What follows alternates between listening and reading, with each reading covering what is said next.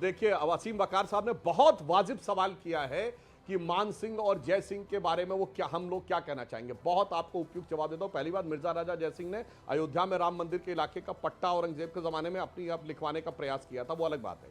बहुत सही आपने कहा, अरे जब छत्रपति शिवाजी महाराज और मिर्जा राजा जय सिंह में बटे तो औरंगजेब के हाथों कटे। जब राजा मान सिंह और महाराणा प्रताप के बीच में बटे तो अकबर के हाथों कटे। जब जयचंद और पृथ्वीराज के हाथों बीच में बटे तो मोहम्मद गोरी के हाथों कटे। तो हम ये कहेंगे लाखों दर्शकों से, जब जब बटे तब तब कटे, तो आगे भी बटेंगे तो कटेंगे और एक रहेंगे तो सेफ रहेंगे। बस इतिहास हमें यह दर्शाता है। मुझे लगता है आपको बोल दूं सर, जवाब मिल गया।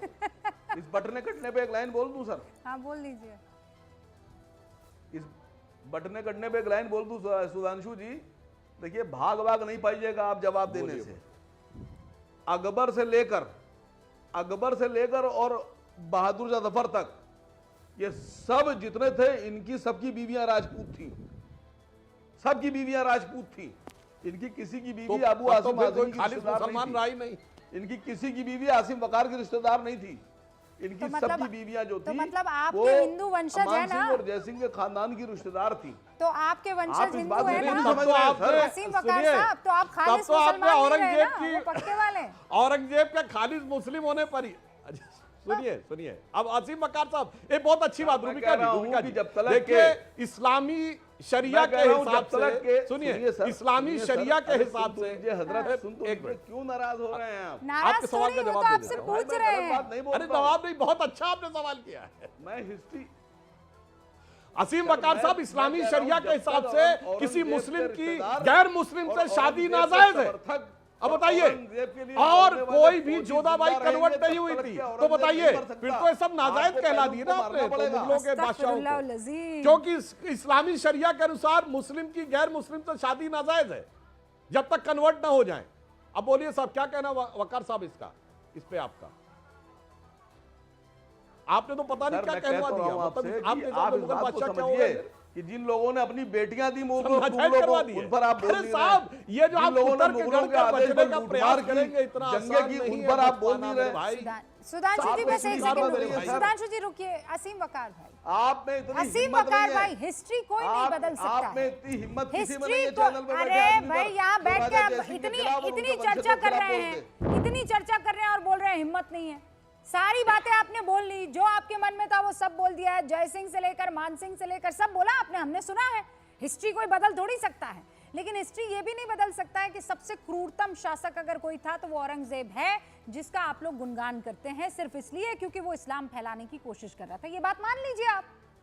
आपको कोई फर्क नहीं पड़ता कि वो गुरु तेग बहादुर का हत्यारा था कि नहीं, आपको कोई फर्क नहीं पड़ता छत्रपति संभाजी के साथ उसने क्या किया। आपको बस ये पता है कि उसने जो है आदेश जारी कर दिया था मंदिरों को तोड़ दो और इस्लाम को फैलाओ, बस इसीलिए वो आपका चहेता हो जाता है। मान लीजिए इस बात को। मैडम एक बात खाली इतनी जवाब दे दीजिए, देखिए सुधांशु जी को बहुत हिस्ट्री मालूम है, उनसे खाली इतना पूछ लीजिए कि मराठों और राजपूतों के बीच में कितनी लड़ाइयां हुई और कितनी खूनरेजी हुई है। तो वो तो यही बोल रहे हैं ना कि जब मराठा और राजपूत अलग हुए तो मुगलों ने उनको काटा। बटे थे तो कटे थे। कटे किसके द्वारा? इन मुगलों के द्वारा। वो तो कह रहे, मान रहे हैं, ये बात झूठ थोड़ी है कि जब जब आपस में ये लोग बटे, वो आया आक्रांता मुगलों के नाम पर और उसने कर दिया काम तमाम। हजारों सैकड़ों। जवाब ले लीजिए। अब सर एक सेकंड, दीपक चौरसिया भी इंतजार कर रहे हैं। दीपक भाई, आपने देखा ना मसला कहां से शुरू हुआ कहां तक पहुंच गया, और असीम भाई को भी देखा ना कैसे हिस्ट्री की गलियों में उलझाने की कोशिश की गई ताकि औरंगजेब के बारे में कुछ बोलना ही ना पड़े मेरे प्यारे भाई को। आपस में हिंदू मुस्लिम सिख ईसाई में क्यों बांटना चाहती है? मैं तो सिर्फ ये कहना चाहता हूँ रूबिका, एक आज के दिनों की मिसाल दूंगा।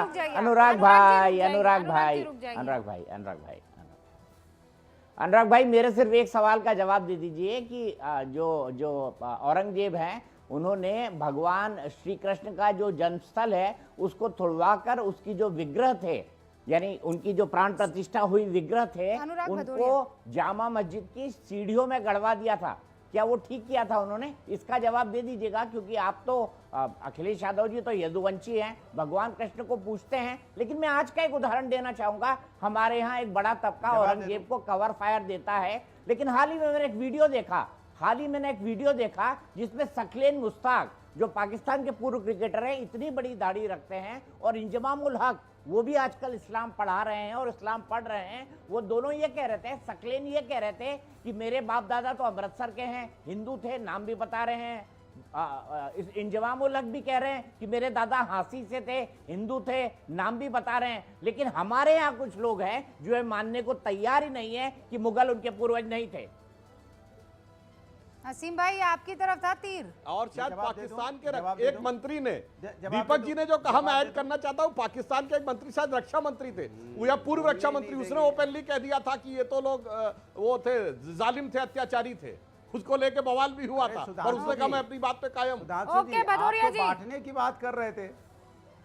नहीं सुनिए, मैं तो बस सुधांशु जी यही कहूंगा कि आप हिंदुस्तान को आपस में मत बांटिए, हिंदू मुस्लिम सिख ईसाई उत्तर प्रदेश महाराष्ट्र, तो आप ही तो कह रहे हो बटेंगे तो कटेंगे, क्यों बांटना चाहते हो आप? इतना मजबूत जात में अनेकता बांटिए, एकता है वाला ना? देश है हमारा, जात में उसमें तो क्यों बांट आप दीजिए चिंगारी लगाते हैं सुबह से लेकर शाम तक? हमने पहले हिंदू आपसे मुस्लिम बोला मत है, बांटिए, जात नहीं में आप ही बांटिए। बांटने कटने की बात कर रहे हैं, क्यों ऐसी भाषा का इस्तेमाल करके बटे थे? तो आप तो हमें, आज तो हिंदुस्तान आजाद हिंदुस्तान है ना, आजाद हिंदुस्तान में हम सब ने मिलकर आजादी देश को दिलाई है, जिसमें हिंदू मुस्लिम सिख ईसाई सभी शामिल हैं। आप उनमें चिंगारी क्यों लगाते हो? क्यों आप उत्तर प्रदेश महाराष्ट्र बिहार और दिल्ली बांटना चाहते हैं? एक बात। दूसरी बात, हमने पहले बोला फिर बोलता, औरंगजेब के साथ कोई नहीं खड़ा है, और अबू आजमी ने भी उस पर अपनी माफी मांगी है, लेकिन आप जो है मानने को तैयार नहीं, क्योंकि आप जिंदा किए बैठे हो, क्योंकि आपको सूट कर रहा है। औरंगजेब की बात करेंगे लेकिन आम आदमी की जेब की बात नहीं करेंगे, क्योंकि औरंगजेब आपको सूट कर रहा है, क्योंकि आपको राजनीति करनी है। लेकिन आप वही रमेश बिदुड़ी पे चर्चा नहीं करेंगे, रमेश बिदुड़ी जो कुछ बोल के चले जाएंगे। आप नहीं, इस पे चर्चा संतोष की है, देशमुख की ऐसा निर्मम नहीं हो हत्या पे सकता नहीं है। बात करेंगे। अनुराग भदौरिया, कोई रमेश बिदूड़ी किसी भी तरह की बात करके ऐसे निकल जाए, ये हो नहीं सकता है। हमने किया है डिबेट और आप देख लीजिए हर्ष आज की तारीख में।